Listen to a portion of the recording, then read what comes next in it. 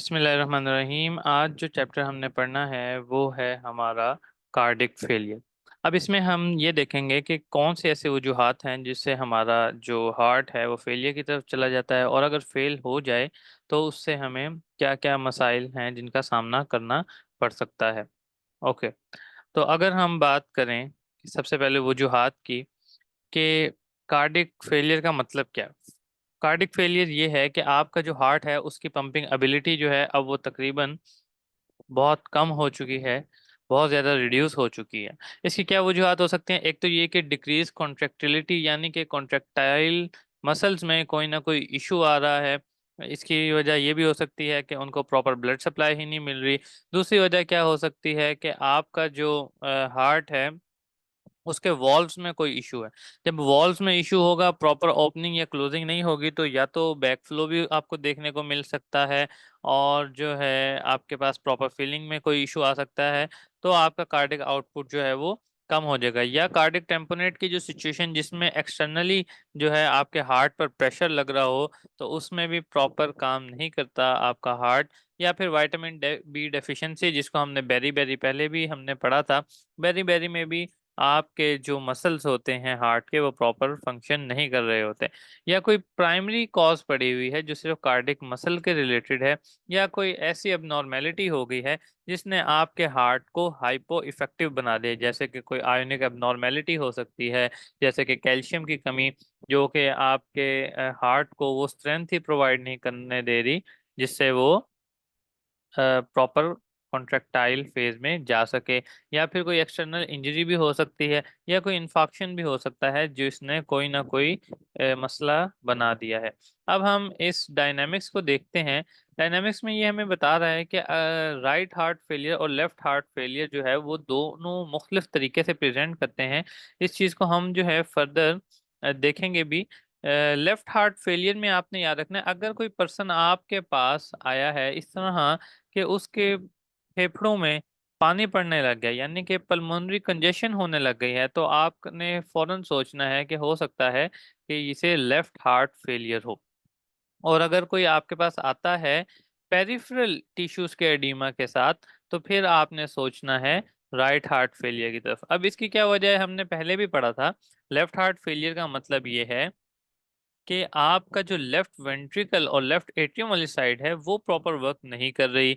अब पीछे से राइट एट्रियम तो सही काम कर रहा है, राइट वेंट्रिकल भी आपके लंग्स में जो है वो प्रॉपर फ्लूइड को पहुंचा रहा है, लेकिन लेफ्ट वेंट्रिकल की प्रॉपर पंपिंग ना होने की वजह से आपका जो पल्मोनरी प्रेशर होता है, pulmonary filling pressure in the lungs, वो इतना बढ़ जाता है कि वहां पे फ्लूइड लीक आउट होने लग जाता है, और उसकी वजह से आपको पल्मोनरी कंजेशन का सामना करना पड़ता है। जबकि राइट हार्ट फेलियर में आपका जो ब्लड है वो आपके लंग्स में भी नहीं प्रॉपर जा रहा होता।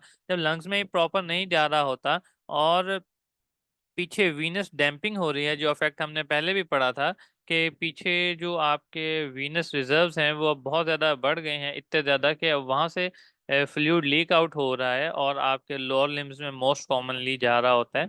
या फिर आपके जो है लीवर में पानी पड़ जाना, इस तरह की चीज़ें, या एसाइटिस वगैरह हो जाता है। तो अगर तो पेरिफेरल टिश्यूज में एडीमा हो रहा है तो मेन कॉज हो सकती है राइट हार्ट फेलियर। जबकि अगर पल्मोनरी कंजेशन के साथ आता है पर्सन, तो वो लेफ्ट हार्ट फेलियर का केस हो सकता है। अब क्या होगा, लेफ्ट हार्ट फेलियर में ऑब्वियस सी बात है कार्डिक आउटपुट डिक्रीज हो जाएगा। अब आउटपुट ही डिक्रीज है तो एक्टिविटी जो आपने करनी होती है, जो भी जैसे कि एक्सरसाइज वगैरह, इस सब की टॉलरेंस जो है वो ख़त्म हो जाती है। और दूसरी तरफ पल्मोनरी कंजेशन से पल्मोनरी एडिमा हो जाता है, और थोपनिया, यानी कि जब कोई बंदा लेटा हुआ हो तो उसका सांस उखड़ने लग जाए। इम्पेयर्ड गैस एक्सचेंज, अब जाहिर सी बात है फेफड़ों में पानी पड़ गया है तो प्रॉपर जो है वो नहीं हो पा रही, आपके पास gas exchange, proper gas exchange नहीं हो रहा, ऑक्सीजन प्रॉपर सेचुरेट नहीं कर पा रही। तो फिर क्या होगा, हाइपोक्सिया के साइंस भी, और साइनोसिस यानी कि ब्लूइश स्किन भी होने लग जाएगी।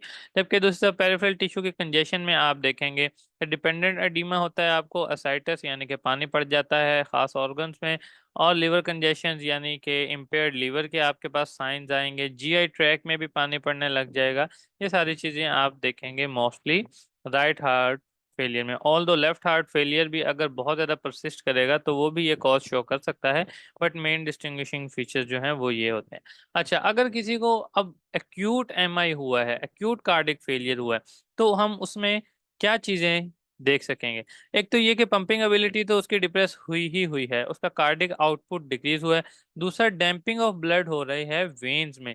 वही बात जो अभी हमने पीछे की कि पेरिफेरल टिश्यू की तरफ जो है उसका एडिमा होने लग जाएगा, इंक्रीजिंग वेनस प्रेशर। क्योंकि जाहिर बात है, अब हम राइट या लेफ्ट की बात नहीं करते, ओवरऑल बात करते हैं कि अगर कार्डिक फेलियर हुआ है आपका एक्यूट, तो उसमें यह होगा कि कार्डिक आउटपुट आपका फौरन से गिर जाएगा, क्योंकि ये एक्यूट केस है। इससे पहले आपका जो हार्ट है वो नॉर्मली फंक्शन कर रहा था, और जैसे ही ये कार्डिक आउटपुट कम हुआ है, लेकिन पीछे से वीनस रिटर्न तो प्रॉपर आ रहा है। अब वीनस रिटर्न भी प्रॉपर आएगा, लेकिन कार्डिक आउटपुट भी जो है आपका प्रॉपर नहीं होगा, तो एक वक्त ऐसा आएगा कि आपका हार्ट ना तो अब उसमें मजीद ब्लड आने की कैपेसिटी है, ना मजीद ब्लड पंप करने की कैपेसिटी है, तो पीछे आपका जो साइकिल है वो रिवर्स डायरेक्शन में चलेगा, और आपका जो ब्लड है वो आपकी वेन्स की तरफ डैम्पिंग के होने लग जाएगी उसकी उसकी वजह से आपको एडिमा देखने को मिलेगा।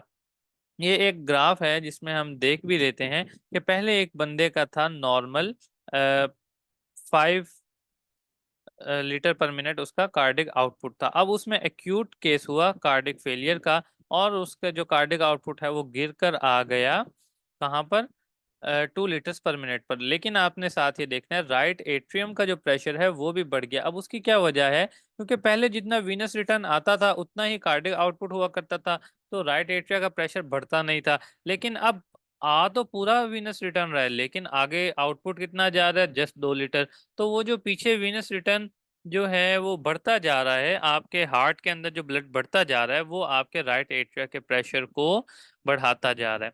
अब ऐसे केस में हम अपने जो, अगर तो ये एक्यूट केस है और आपके रिफ्लेक्सेस अभी ठीक हैं, तो इसको रिकवर किया जा सकता है। अब रिकवरी में कौन कौन सी चीजें इन्वॉल्व होंगी? आपको पता है आपका baroreceptor reflex, brain bridge reflex, और अगर बहुत ही ज्यादा मसला हो गया तो कार्डिक इस्कीमिक रिस्पांस भी इसमें आएगा, और साथ ही साथ आपके पास आएगा आपकी सिंपैथेटिक रिस्पांस भी। तो ये रिस्पॉन्सेज हम बड़ी डिटेल में पहले पढ़ चुके हैं। जब ये रिस्पॉन्सेज आएंगे तो क्या होगा, आपका कार्डिक आउटपुट पहले से बेहतर हो जाएगा, जैसे कि आप इस ग्रीन लाइन में देख सकते हैं कि आपका डैमेज हार्ट है, और सिंपैथेटिक स्टिमुलेशन और बाकी के आपके रिफ्लेक्सेस को ऐड करके ये हम दोबारा 4.2 तक पहुंच जाएंगे। ऑल दो इस टाइम भी जो आपका एट्रियल प्रेशर है वो अभी राइज ही रहेगा। ओके। और इसके कुछ दिन के बाद, कुछ थोड़े अरसे के बाद, जैसे ही आपका हार्ट रिकवरी की तरफ जाएगा, तो इनिशियली वो रिकवर करके आपके आउटपुट को दोबारा 5 लीटर तक पहुंचा देगा, बट अभी भी आपका राइट एट्रिया का प्रेशर जो है वो इंक्रीज ही होगा। और जब कुछ अर्सा मजीद रिकवरी प्रॉपर हो जाएगी, आप मेडिसिन भी यूज करेंगे, तो आपकी ये कर्व वापस जो है पॉइंट ए जो कि नॉर्मल थी वहां तक वापस आ जाएगी। कंपनसेशन होगी कैसे? बैरोरिसेप्टर रिफ्लेक्स होगा, जो कि एक्टिवेट होगा बाय डिमिनिश्ड आर्टीरियल प्रेशर, और आपका जो कीमो रिसेप्टर रिफ्लेक्स है वो भी होगा। इसको हम अब ज़्यादा डिटेल में नहीं देख रहे, क्योंकि ये सारे सिस्टम्स जो हैं हम पहले ही पढ़ चुके हैं। ओके। अब अक्यूट अगर कार्डिक फेलियर था तो आपके इन जो है रिस्पॉन्सेज उन्होंने काफ़ी हद तक हेल्प आउट की और आपको रिकवरी की तरफ ले गए। बट अगर किसी में क्रोनिक हार्ट फेलियर हो, तो उसमें हमारे पास कुछ मसाइल और भी आने लग जाते हैं, जिनमें से एक है retention of fluid. Retention of fluid ये है कि अब क्रॉनिकली काफी अरसे से आपका कार्डिक आउटपुट लो है। अब कार्डिक आउटपुट लो होने की वजह से आपके किडनीज के पास प्रॉपर ब्लड नहीं जा रहा। प्रॉपर ब्लड नहीं जा रहा, तो जाहिर बात है प्रॉपर आपका जो जीएफआर है वो नहीं आ रहा, यानी कि ग्लोमेरुलर फिल्ट्रेशन रेट कम हो गया है। उसके कम होने की वजह से यूरिन आउटपुट नहीं आ रहा, और यूरिन आउटपुट कम होने की वजह से आपकी जो बॉडी है उसमें फ्लूइड रिटेन हो जाते हैं। ओके। और दूसरी वजह क्या हो सकती है कि आपका जो है रिकवरी ऑफ हार्ट जो है वो प्रॉपर नहीं हो पा रही क्रॉनिकली, क्योंकि अब आपका हार्ट वीक हो गया है, उसमें रिकवरी के जो रेशियो है वो भी कम हो गई है। अच्छा। अब रीनल रिटेंशन हो गई आपके पास। बाद दफा ये भी हो सकता है कि एनोरिया हो जाए। एनोरिया का मतलब है कि बिल्कुल ही यूरिन की फॉर्मेशन जो है वो हो ही नहीं रही।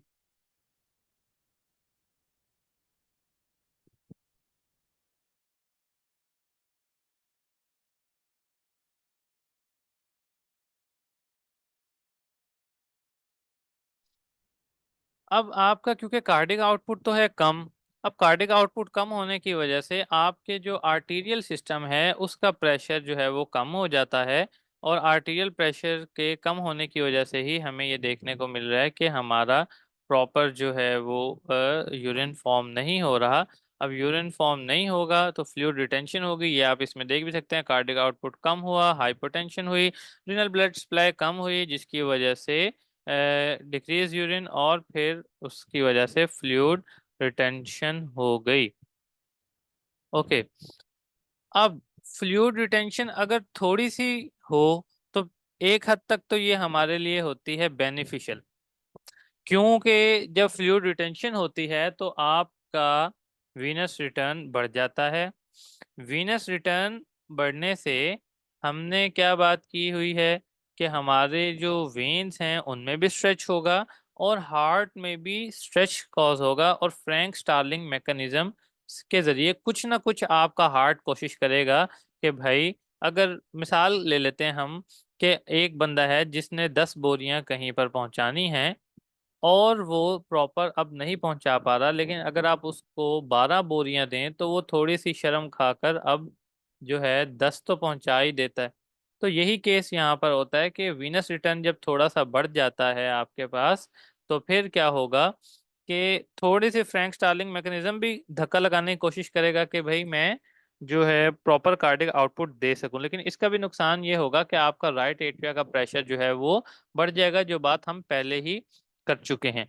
अच्छा, लेकिन अगर आपकी फ्लूइड रिटेंशन बहुत ज्यादा हो जाए तो फिर आपका इसका बेनिफिशियल इफेक्ट आने की बजाय एडवर्स इफेक्ट आता है। और एडवर्स इफेक्ट ये होता है कि आपका हार्ट कहता है भाई मेरे से तो हो नहीं रहा, तुम अब जितना मर्जी विनस रिटर्न देते जाओ, जो करना है कर लो, मेरे से अब काम नहीं हो रहा। अगर ऐसी कंडीशन आ जाएगी तो फिर हम इसको कंसीडर करेंगे कि ये बहुत बुरी सिचुएशन है कि फ्लूइड रिटेंशन हमारे अंदर मजीद नुकसान का बाइस बन रही है। ओके। फ्लूइड रिटेंशन जब बहुत ज्यादा हो जाएगी और हार्ट की पंपिंग कैपेसिटी से एक्सीड कर जाएगी तो फिर क्या होगा कि इसका कोई बेनिफिशियल इफेक्ट नहीं होगा। और जब इसका बेनिफिशियल इफेक्ट नहीं है तो अब फ्लूइड रिटेंशन आपको डायरेक्टली क्या कॉज करवाएगी? एडीमा। तो ये तो बेसिक सी बातें थी जो हमने पहले भी पढ़ी हुई हैं। अब कंपनसेशन कैसे हो रही है वो भी हमने बात कर ली है कि आपका सिंपैथेटिक सिस्टम जो है वो काम करेगा, आपका हार्ट खुद को रिपेयर करने की कोशिश करेगा, थोड़ी बहुत फ्लूइड रिटेंशन जो है वो मदद देगी। बट ये सारा कुछ एक हद तक ही आपके हार्ट को स्टिमुलेट कर सकेंगे। अगर अगर तो आपका डैमेज बहुत ज़्यादा है तो फिर इससे हमें कोई ख़ास फ़ायदा नहीं मिलेगा। जैसे आप ये देख सकते हैं कि आपके पास पहले थोड़ी सी कॉम्पनसेशन आई, आप पॉइंट ए तक पहुंच गए, और फिर कॉम्पनसेशन आई बी सी और डी के करीब करीब समझें, आपने अपने नॉर्मल कार्डिक आउटपुट को जो है वो अचीव करने की कोशिश की। और इसको हम कहते हैं कंपनसेटेड हार्ट फेलियर, कि अगर तो तमाम रिफ्लेक्सेस को यूज करके आपका हार्ट अपने कार्डिक आउटपुट को नॉर्मल के करीब दोबारा ले आए तो इसको हम कहते हैं कंपनसेटेड हार्ट फेलियर। बट अगर वो फिर से डिक्रीज की तरफ चला जाए तो हम इसको कहेंगे डीकम्पनसेटेड, के प्रॉपर कंपनसेशन नहीं हो पा रही है और आपका कार्डिक आउटपुट दोबारा से बहुत ज़्यादा गिर गया है, 2.5 लीटर के करीब आ गया है, और फ्लूइड रिटेंशन वगैरह ये सारा कुछ भी हो गया है। और ऐसे लेवल पे आपने ये देखना है कि राइट एट्रियम जो है हमारा उसका प्रेशर बहुत ज़्यादा बढ़ चुका है। अब आपने राइट एट्रियम के प्रेशर को आर्टीरियल प्रेशर से कंफ्यूज नहीं करना। आर्टीरियल प्रेशर जो है यानी कि आपके आर्टरीज में उसमें प्रेशर कम हो रहा है क्योंकि कार्डिक एबिलिटी ही नहीं है अब प्रॉपर पंप करने की। लेकिन क्योंकि वीनस रिटर्न तो पीछे से आ रहा है इसलिए आपका जो राइट एट्रियम है उसमें प्रेशर बिल्ड होता जा रहा है। ओके, अगर ये सारे कुछ जो अभी हमने कंपनसेशंस की बात की कि आपकी किडनी प्रॉपर फ्लूइड एक्सक्रीट ना कर सके, आपके बैरोसेप्टर रिफ्लेक्सेस, आपके कीमोरेसेप्टर रिफ्लेक्सेस, और आपका हार्ट इटसेल्फ खुद को रिकवर ना कर सके, तो क्या होगा? कंपनसेशन नहीं आएगी। कंपनसेशन नहीं आएगी तो एडीमा होगा, और एडीमा किस तरफ ले जाएगा? Lead to death. तो ये सारे आपके आएंगे डीकम्पनसेटेड हार्ट में। ओके, डीकम्पनसेटेड हार्ट को भी हम दवाइयों के जरिए जो है बेहतर कर सकते हैं। अब उसमें हम क्या करते हैं? हम ऐसे ड्रग्स देते हैं जो कि हमारे हार्ट को स्टिमुलेट करते हैं, जिसमें हमारे पास सरफेरिस है डिजिटलिस। और दूसरा हम क्या करते हैं? डायूरेटिक ड्रग्स देते हैं। डायूरेटिक ड्रग्स ये करते हैं कि हमारी किडनी से एक्सेसिवली जो है यूरिन की फॉर्मेशन करवाते हैं, और बहुत ज़्यादा जो हमारा एक्स्ट्रा फ्लूइड होता है वो बॉडी से निकल जाता है। जब एक्स्ट्रा फ्लूइड निकल जाता है तो हार्ट पर जो लोड पड़ रहा होता है वो कम हो जाता है, और लोड कम होने की वजह से वो किसी हद तक खुद को दोबारा मेंटेन करने की कोशिश करता है। अब ये कार्डियोटोनिक ड्रग्स जैसे डिजिटेलिस है या डिफरेंट ग्लाइकोसाइड्स हैं, वो कैसे काम करते हैं? इसको हम जो है इस डायग्राम में देख लेते हैं कि आपके पास एक मेडिसिन है डाइजॉक्सिन। अब ये डाइजॉक्सिन क्या करती है? ये आपके मायोकार्डियम की स्ट्रेंथ को 50 से 100% तक बढ़ा सकती है।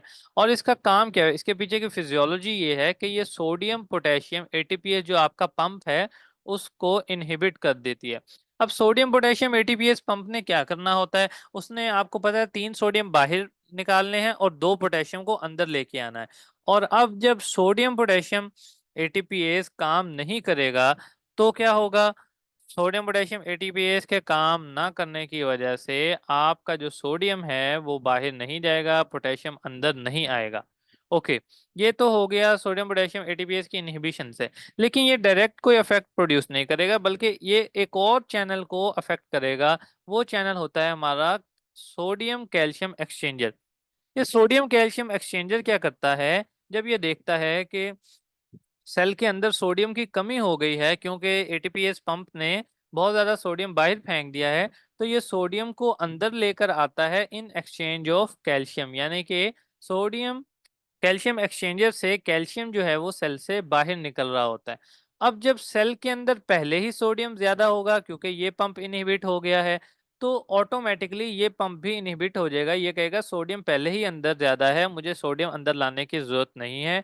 और जब सोडियम ये अंदर नहीं लाएगा तो कैल्शियम को बाहर नहीं भेजेगा। अब जब कैल्शियम सेल के अंदर से बाहर नहीं जा रहा, सेल के अंदर ही है, तो हमने पहले पढ़ा है कैल्शियम क्या करता है? कॉन्ट्रेक्टिलिटी को इंक्रीज कर देता है। क्योंकि कार्डिक फेलियर की हमने एक कॉज ये भी पढ़ी कि आपके कोई कार्डिक मसल में मसला हो सकता है कि वो पंप ही नहीं कर पा रहा, पीछे से स्टिमुलस भी आ रहा है बट वो हो सकता है किसी वजह से पंप ना कर पा रहा हो। तो जब कैल्शियम आपके पास एक्सेस अमाउंट में आपके सेल के अंदर होगा तो आपके जो मसल है उसकी कॉन्ट्रेक्टिलिटी ठीक ठाक बढ़ जाएगी, प्रॉपर कॉन्ट्रैक्ट करेगा। तो क्या होगा? प्रॉपर कॉन्ट्रैक्शन से कार्डिक आउटपुट जो है वो बढ़ जाएगी।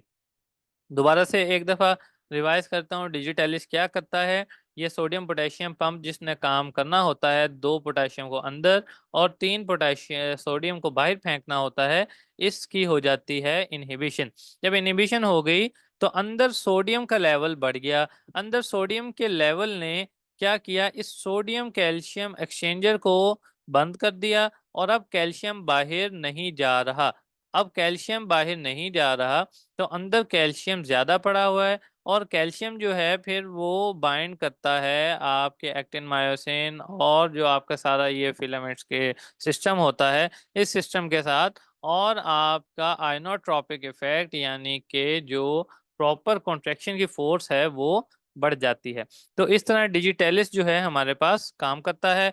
और दूसरा जो था कि किस तरह हमारे पास डायरेटिक्स काम करते हैं, वो मैंने आपको पहले ही बता दिया कि वो ब्लड वॉल्यूम ज्यादा से ज्यादा जब निकलेगा तो उससे हमारे पास ये देखने को आएगा कि प्रीलोड कम हो गया है, बोझ कम हो गया। यूनिलेटरल लेफ्ट हार्ट फेलियर, वही बात है जो हम पहले कर चुके हैं कि left side of the heart अगर प्रॉपर पंप ना कर सके तो ये क्या करवा देती है? Pulmonary oedema. ये हम पिछले 2-3 लेक्चर से बात करते आ रहे हैं। और इसकी वजह क्या होती है पल्मोनरी एडीमा होने की? कि जो आपकी जो कैपिलरी बेड्स हैं इनमें बहुत ज़्यादा प्रेशर बिल्डअप हो जाता है और फ्लूइड लीक होने लग जाता है। और इसका देखें नुकसान क्या होगा कि आपके इस एल्वियोलाई के लेवल पर हमारे पास गैसियस एक्सचेंज होना होता है। अब हर जगह पानी पड़ गया है तो गैसियस एक्सचेंज तो नहीं होगा, और इस वजह से क्या होगा, प्रॉपर गैसियस एक्सचेंज ना होने की वजह से सफोकेशन होगी, यानी कि सांस उखड़ने लग जाएगा और इंसान जो है वो 20 से 30 मिनट में जो है वो मौत तक पहुंच सकता है। ओके, अगली अब हम बात करते हैं कार्डियोजेनिक शॉक की। ऑल्दो ये शॉक के चैप्टर में हम ज़्यादा अच्छा पढ़ेंगे, बट यहाँ इसका ब्रीफ सा इंट्रो मैं दे दूं कि अगर तो आपके पास ऑर्गन्स में प्रॉपर ब्लड जा ही नहीं रहा और सर्कुलेशन में प्रॉपर ब्लड है ही नहीं, तो हम इसको कहते हैं सर्कुलेटरी शॉक। और अगर ये सर्कुलेटरी शॉक इस वजह से है कि आपका हार्ट ही प्रॉपर पंप नहीं कर रहा, तो सर्कुलेटरी शॉक के इस टाइप को हम कहते हैं कार्डियोजेनिक शॉक। कि मतलब पहले तो एबिलिटी कम हुई, लेकिन अब वो एबिलिटी इतनी ज्यादा कम हो गई है कि हमने इसको लेबल कर दिया है कि ये इंसान कार्डियोजेनिक शॉक में जो है वो चला गया है। और एक दफा अगर कोई इंसान कार्डियोजेनिक शॉक में चला जाए तो उसके सर्वाइवल चांसेस बहुत ज़्यादा कम हो जाते हैं। इवन 30% से भी कम हो जाते हैं उसके सर्वाइवल चांसेस। ओके, अब ये कार्डियोजेनिक शॉक जो है ना एक विशियस साइकिल है। विशियस साइकिल हम ऐसी चीज को कहते हैं कि एक मसला शुरू हुआ, उसकी वजह से एक और मसला हुआ, इस मसले ने पहले मसले को मजीद खराब किया, और the cycle goes again and again, के एक मसला जो है घूम घूम के हमारे इस तमाम चीजों को मजीद खराब कर देता है। अब आपका हार्ट जो है प्रॉपर पंप नहीं कर पा रहा। अब प्रॉपर पंप नहीं कर पा रहा तो उसकी कोरोनरी आर्टरीज में भी जो है वो ब्लड नहीं जा रहा। अब कोरोनरी आर्टरीज में भी अगर ब्लड नहीं जा रहा तो फिर हार्ट का अपना पंपिंग का जो थोड़ी बहुत कैपेसिटी थी वो और डिक्रीज होगी। अब और डिक्रीज हुई है तो प्रॉपर पंप जो जितना पहले पंप करने की कोशिश कर रहा था अब उतना भी नहीं करेगा। जब और पंपिंग कैपेसिटी कम होगी तो कोरोनरी वेसल्स में और ब्लड कम जाएगा। अब जब उनमें और ब्लड कम गया है, हार्ट को बाय डिफॉल्ट जो न्यूट्रिशन मिलनी थी वो और कम हुई है, न्यूट्रिशन और कम हुई, और पंपिंग एबिलिटी गिर गई। पंपिंग एबिलिटी गिरने की वजह से और क्रोनरी सप्लाई कम हुई, और क्रोनरी सप्लाई कम होने की वजह से और पंपिंग एबिलिटी गिर गई। तो ये जो है एक पूरा विशियस साइकिल जो है हमारे पास कार्डिक डिटेरियोरेशन का हमारे पास आ जाता है।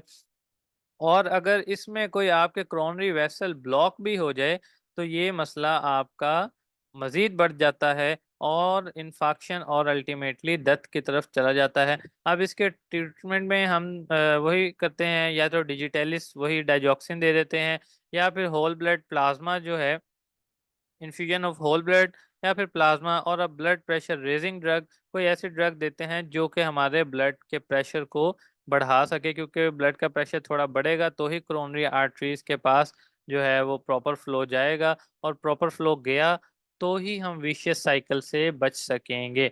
अब ये बात थोड़ी कंफ्यूजिंग हो जाती है, क्योंकि एक तरफ तो हमने ब्लड के वॉल्यूम को कम रखना है ताकि, क्योंकि हार्ट की एबिलिटी भी कम है, और दूसरी तरफ हमने थोड़ा प्रेशर भी बढ़ाना है ताकि जो है कोरोनरी आर्टरीज को तो कम से कम ब्लड मिले और विशियस साइकिल से बचा जा सके।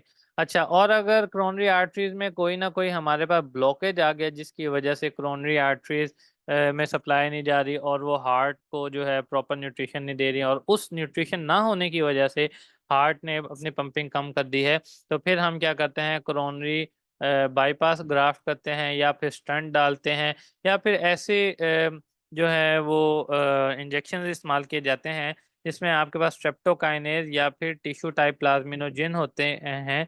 ये क्या करते हैं कि ये अंदर ही अंदर इस क्लॉट को डिसॉल्व करवा देते हैं, और इस तरह जो है आप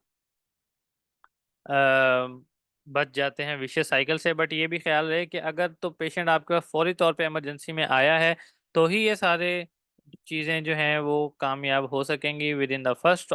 और अगर कार्डियोजेनिक शॉक में गए 3 घंटे से ज़्यादा हो गया है तो अब ये चीज़ें मज़ीद हेल्प आउट नहीं कर सकती।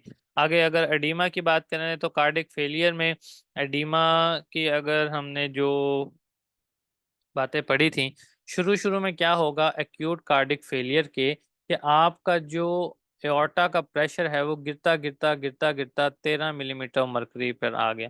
जाहिर बात है, आपके सिस्टेमिक सिस्टम में प्रॉपर ब्लड है ही नहीं, प्रॉपर हार्ट पंप कर ही नहीं पा रहा, प्रॉपर ब्लड नहीं आ रहा। और हमने मीन सिस्टेमिक फीलिंग प्रेशर पड़ा था 7। तो अब ये 7 से तो ज्यादा ही है, क्योंकि हार्ट कुछ ना कुछ तो पंप कर रहा है। बट ये होना कितना चाहिए था, 100 के करीब। तो अब ये नहीं है, तो ऑब्वियस सी बात है हमारे पास डिक्रीज देखने को आ रहा है।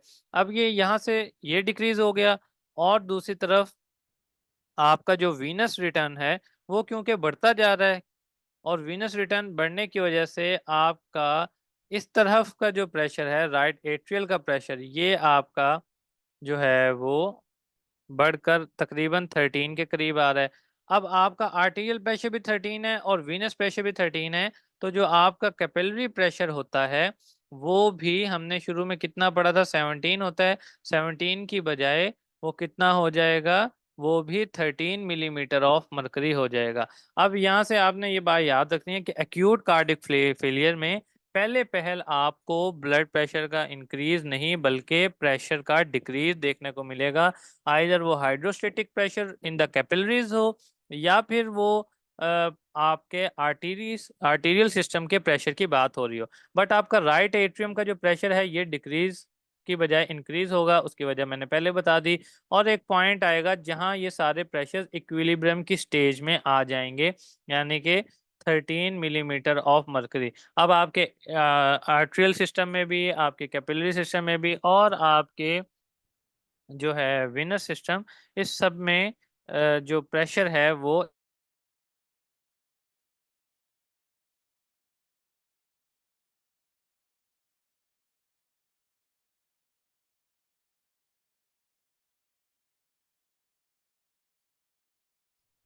इस प्रेशर के डिक्रीज से आप अंदाजा लगा सकते हैं कि क्यों जो है आपका जो राइट एट्रिया है और लेफ्ट एट्रिया है उसमें, just give me a minute.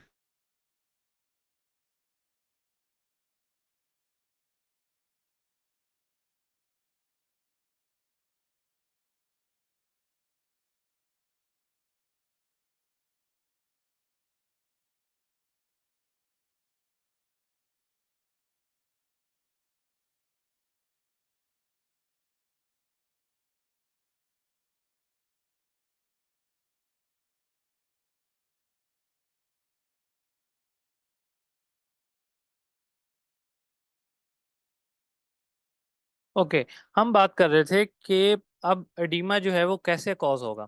जब लेफ्ट हार्ट का फेलियर होता है ना बच्चों, तो पल्मोनरी एडिमा बहुत जल्दी कॉज हो जाता है। बट पेरिफेरल सिस्टम में एडिमा जो है वो बहुत आहिस्ता आहिस्ता डेवलप होने लगता है। अब उसकी वजह यही होती है कि पहले पहल आपके हर तरह का जो प्रेशर है ये इक्विलिब्रियम में आ जाता है। और जब आपका हाइड्रोस्टेटिक प्रेशर इक्विलिब्रियम में आ जाता है आपके आर्ट्रियल और आपके राइट एट्रिया के प्रेशर के साथ, तो उस वक्त जो एडिमा है वो कॉज नहीं होता। लेकिन जब आपका हार्ट मजीद कार्डिक फेलियर में जाता है, तो एक तरफ तो इसका प्रेशर मजीद डिक्रीज कर रहा होगा, दूसरी तरफ आपका राइट एट्रियम का प्रेशर वो इंक्रीज कर रहा होगा, जिसकी वजह से अल्टीमेटली जो आपको इफेक्ट देखने को मिलेगा वो होगा कि आपका प्रेशर जो है वो इंक्रीज हो जाए। और जब प्रेशर इंक्रीज होगा तब जाकर आपका एडिमा जो है वो कॉज होना शुरू करेगा। यही बात वो यहाँ करता है कि after first day of right ventricular pressure peripheral oedema develop but very slowly because of fluid retention by the kidneys. अब पहले दिन तो क्या हो रहा था, पहले दिन तो जस्ट आपके हार्ट ने क्या किया, उसने कोशिश की कि खुद को एडिमा से बचाया जाए। एडिमा से कैसे उसने बचाया, कि उसका प्रेशर जो है वो बहुत कम हो गया, एओर्टा की साइड का भी प्रेशर बहुत कम हो गया और कैपिलरी का प्रेशर भी डिक्रीज हो गया। इस वजह से एडिमा कॉज नहीं हुआ। लेकिन with the passage of time oedema cause हो जाएगा और प्रेशर बिल्डअप होगा। वो प्रेशर बिल्डअप क्यों होगा, क्योंकि with the passage of time आपकी किडनी ने फ्लूइड रिटेंशन करना शुरू कर दिया। अब आपको पता है फ्लूइड रिटेंशन स्टार्ट होगी, फ्लूइड रिटेंशन से ब्लड वॉल्यूम बढ़ेगा। अब ब्लड वॉल्यूम बढ़ रहा है तो प्रेशर जो है वो इंक्रीज होगा, और अब जब प्रेशर इंक्रीज होगा तो आपका कैपिलरी प्रेशर भी इंक्रीज होगा। कैपिलरी प्रेशर के इंक्रीज होने की वजह से एडीमा डेवलप हो जाएगा। तो इस सारी बात में मैंने आपको ये बताने की कोशिश की है कि पल्मोनरी एडीमा जो है वो फौरन कॉज हो जाता है, लेकिन पेरिफेरल एडीमा जल्दी कॉज नहीं होता। उसकी वजह ये होती है कि पहले पहल हमें प्रेशर में डिक्रीज देखने को मिलता है, और बाद में क्योंकि हमारी किडनीज जो हैं वो फ्लूइड को रिटेन कर जाती हैं, फ्लूइड रिटेंशन हो रही होती है, तो फ्लूइड रिटेंशन की वजह से आपके पास क्या हो रहा होता है, ब्लड का वॉल्यूम बढ़ रहा होता है। ब्लड का वॉल्यूम बढ़ने की वजह से आपके पास जो है एडीमा हो रहा होता है। जाहिर बात है उस टाइम एक्सक्रीशन ऑफ यूरिन भी जो है वो कम हो रही होती है। ओके, हार्ट फेलियर हुआ, रिड्यूस कार्डिक आउटपुट हुआ, मीन आर्टीरियल प्रेशर कम हुआ, रीनल ब्लड फ्लो कम हुआ जिसकी वजह से यूरिन नहीं निकला। इसने क्या कर दिया, पीएसएफ को इंक्रीज किया यानी कि सिस्टमिक फिलिंग प्रेशर बढ़ा, वीनस रिटर्न बढ़ गया, इंक्रीज्ड आरएपी हुआ, जिससे आपका आर्टीरियल प्रेशर जो है वो दोबारा बढ़ने लगा। लेकिन इस बढ़ने की वजह से आपका कैपिलरी प्रेशर भी बढ़ा, और कैपिलरी प्रेशर जो है आपको पेरिफेरल एडीमा की तरफ ले गया। ओके, अब ये यूरिन आउटपुट जो है वो डिक्रीज क्यों होता है, इसकी भी चार वजूहत हैं। ऑल दो हमने ये पहले पढ़ी हुई हैं, जस्ट मैं इनको रिवाइज करूंगा कि एक्टिवेशन हो रही है आपके सिंपैथेटिक नर्वस सिस्टम की, और ग्लोमेरुलर फिल्ट्रेशन रेट हो रहा है कम। अब जीएफआर जब कम होता है तो प्रॉपर आपका जो फ्लूइड है वो फिल्टर नहीं होता, फिल्ट्रेशन ना होने की वजह से किडनी से नहीं निकल किडनी बॉडी से बाहर नहीं निकाल पाती, और हो जाती है फ्लूइड की रिटेंशन। अब फ्लूइड की रिटेंशन क्या करती है, एक तरफ तो आपका ग्लोमेरुलर फिल्ट्रेशन रेट कम हुआ। अब ये ग्लोमेरुलर फिल्ट्रेशन रेट कम होने की वजह से स्टिमुलस जाता है आपके रेनिन एंजियोटेंसिन सिस्टम की तरफ, और रेनिन एंजियोटेंसिन सिस्टम जो है यहाँ पर उल्टा हमें और नुकसान पहुंचा रहा होता है कि ये क्या कर देता है, सारी चीज़ों को कॉन्स्ट्रिक्ट कर देता है, ब्लड प्रेशर बढ़ाने की तो कोशिश करता है, लेकिन इन रिटर्न हमारे पास ब्लड का वॉल्यूम भी जो है वो बढ़ जाता है। और जैसे ही रिटेंशन हो रही होती है तो आपकी बॉडी सेंस करती है कि पोटेशियम का लेवल बढ़ रहा है। पोटेशियम का लेवल बढ़ने की वजह से एल्डोस्टेरॉन को भी सिग्नल जाता है कि भाई साहब आप भी मैदान में आओ। और दूसरा रेनिन भी एल्डोस्टेरॉन को स्टिमुलेट करता है।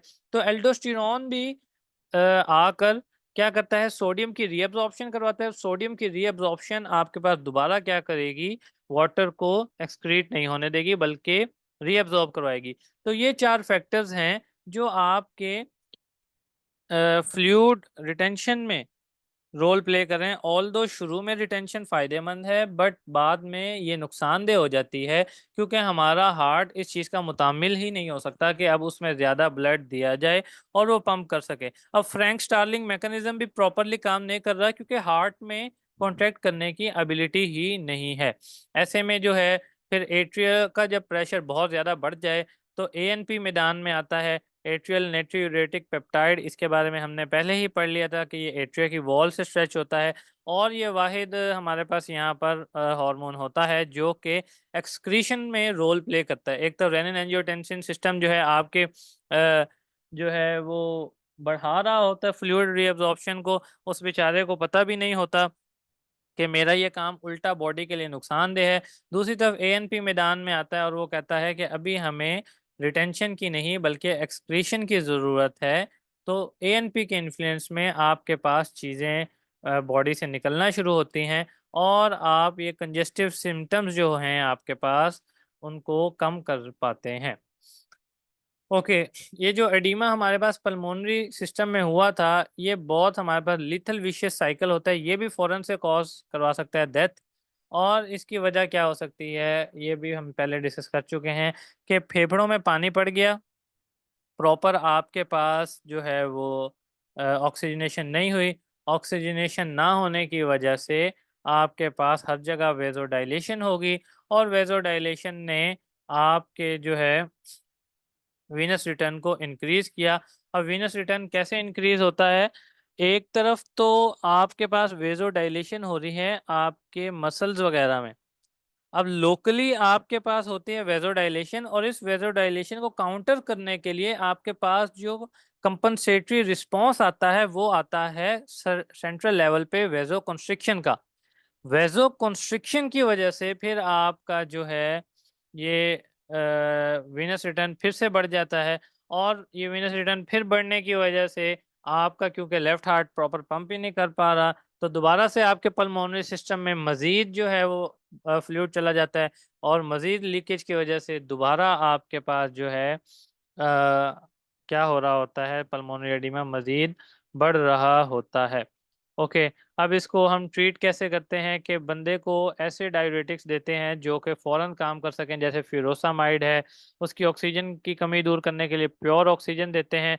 और टॉर्निकेट्स, टॉर्निकेट्स आपको पता होगा कि ब्लड प्रेशर बढ़ाने के लिए हम यूज़ करते हैं कि क्या किया जाए, मतलब जब आपको पता होगा कि जब भी आप ब्लड सैंपलिंग के लिए जाते हैं तो वो आपकी वेसल्स को कॉन्स्ट्रिक्ट करते हैं और आपके बाजू पर एक पट्टी सी बांधते हैं ताकि ब्लड का सैंपल आराम से लिया जा सके, उसको हम कहते हैं टॉर्निकेट। अब ये यहाँ पर टॉर्निकेट बांधने का फ़ायदा ये होगा कि ये हमारे प्री लोड को कम करेगा, और प्री लोड कम होने की वजह से, क्योंकि यहाँ पे ये ब्लॉकेज का काम करेगा एक तरह का, वेन्स को एक्सेसिव फ्लूइड हार्ट में पंप नहीं करने देगा, हार्ट में नहीं भेजने देगा, जिसकी वजह से आपका वर्कलोड जो है वो कम होगा, और वर्कलोड कम होने की वजह से आप जो है इस एडिमा से किसी हद तक जो है वो बच सकते हैं।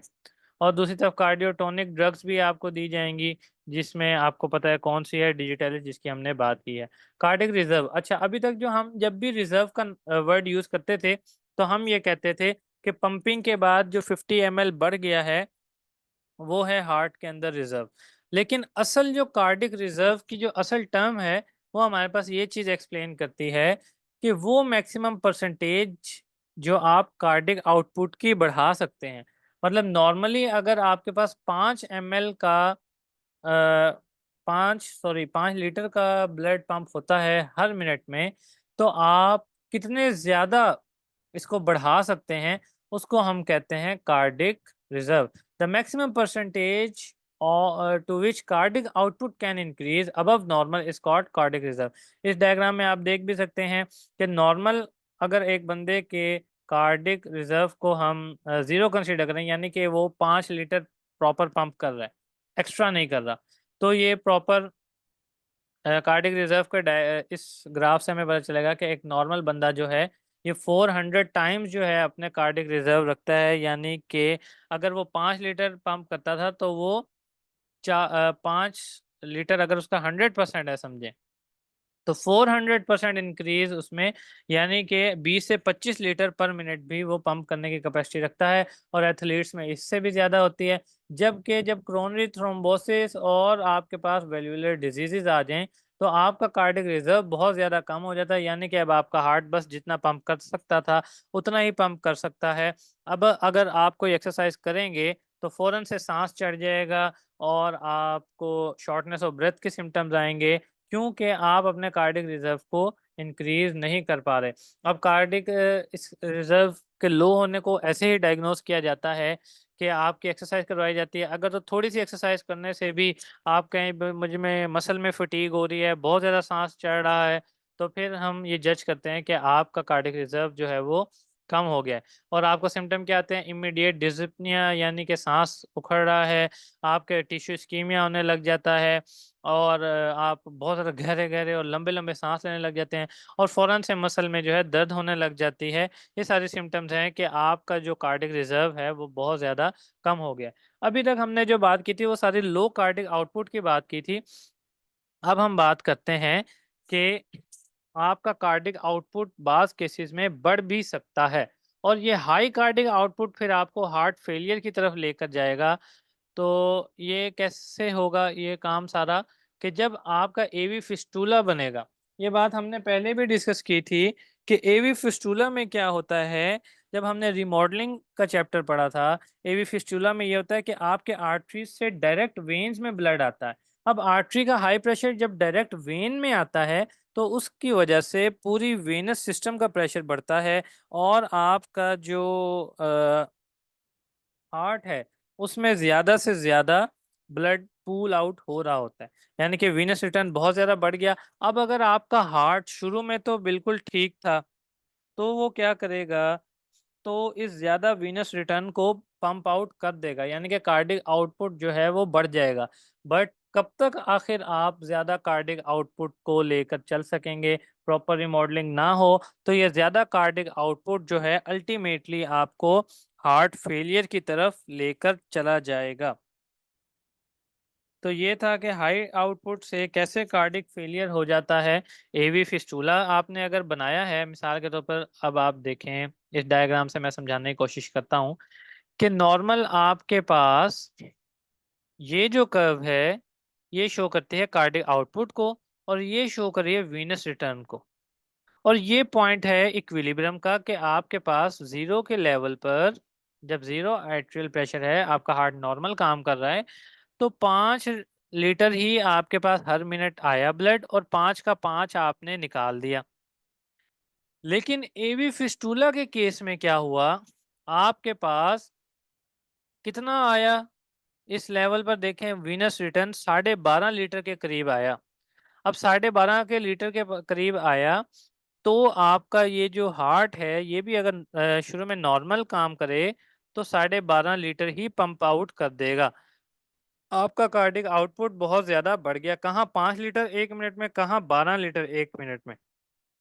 नॉर्मली तो कार्डिक रिजर्व आप इसको सस्टेन कर जाते हैं अगर थोड़ी देर के लिए हो, जैसे एक्सरसाइज में बढ़ता है कोई बात नहीं। लेकिन अगर ये क्रॉनिकली हो जाए, हर वक्त ही आपको जो है वो 12.5 लीटर पंप करना पड़े, तो एक वक्त आएगा कि आपका हार्ट एग्जॉस्ट कर जाएगा, और फिर आपको रैपिड डिक्रीज देखने को मिलेगा। इसी तरह एक और हमारे पास कंडीशन होती है बेरी बेरी की। बेरी बेरी की कंडीशन में हम हमारे पास क्या होता है कि आपके जो है, मैंने उस दिन भी बात की थी, प्रॉपर न्यूट्रिशन नहीं हो पा रही होती और लोकल लेवल पे हो जाती है वेजोडाइलेशन। अब वेजोडाइलेशन को काउंटर करने के लिए, प्रॉपर वहां ब्लड फ्लो पहुंचाने के लिए सेंट्रल लेवल पे होती है वेजो कंस्ट्रिक्शन। अब वो वेजो कंस्ट्रिक्शन भी जो है आपके वीनस रिटर्न को बढ़ा देती है, यहाँ तक ले आती है 8 लीटर तक। और आपका हार्ट जब नॉर्मल हो तो वो 8 लीटर तक भी पंप कर देता है। बट बेरी बेरी सिंड्रोम अगर बहुत ज्यादा परसिस्ट कर जाए, काफी अरसे तक रहे, तो आपका हार्ट एट द एंड थक जाएगा और फेलियर की तरफ आ जाएगा, और फिर आप प्रॉपर पंप नहीं कर पाएंगे, ऑल दो आपकी बॉडी की नीड ज्यादा होगी क्योंकि बेरी बेरी सिंड्रोम चल रहा है। ये सारा चैप्टर था जिसमें हमने अपने तमाम कॉन्सेप्ट्स को इन्वॉल्व किया। अब आपको ये तभी समझ आएगा ये चैप्टर जब आपने क्या किए होंगे, पीछे से सारी चीजें अच्छे से पढ़ी होंगी। अगर ये चैप्टर आपको सही से समझ नहीं आ रहा तो आपने पीछे से अपने कॉन्सेप्ट्स को रिवाइज करना है। ओके। और दूसरी बात कि ये कार्डिक फेलियर का चैप्टर जो है, अगर ये भी आप बीआरएस से कर लें तो भी आपका हो जाएगा। यहाँ से आप अगर छोड़ना भी चाहें तो भी छोड़ सकते हैं। इस चैप्टर में से ग्राफ करने की ज़रूरत नहीं है। जस्ट आपको पता हो यूनिलेटरल लेफ्ट हार्ट फेलियर क्या होता है। अगर लेफ्ट हार्ट का जो हमने शुरू में डिस्कस की थी डायग्राम, अगर आपको वो आती है और इसके पीछे के सारी फिजियोलॉजी आती है तो वेल एंड गुड है कि लेफ्ट हार्ट का फेलियर होगा तो ज़्यादा आपके पास पेशेंट आएंगे किस चीज़ के साथ, आपके पल्मोनरी एडीमा के साथ। और राइट हार्ट का फेलियर होगा तो वो पल्मोनरी एडीमा के चांसेस कम, जबकि पेरिफेरल एडीमा के चांसेस ज़्यादा होंगे। अगर आपको ये बात पता है और आपको डिजिटलिस मतलब किस तरह उसने काम किया और किस तरह आपने डायूरेटिक्स दिए, अगर ये 2-3 बातें पता हैं तो ये चैप्टर जो है आपने कर लिया। बहुत ज़्यादा डिटेल में जाने की जरूरत नहीं है। लास्ट चैप्टर जो शॉक वाला चैप्टर है वो आपने डिटेल से करना है। उम्मीद करता हूँ आपको ये बातें समझ आई होंगी। अगर कोई चीज़ें आपको कॉम्प्लेक्स लगती हैं आप ग्रुप में पूछें। और आखिर दावाना अनिल हम्दुलिल्लाहि रब्बिल आलमीन।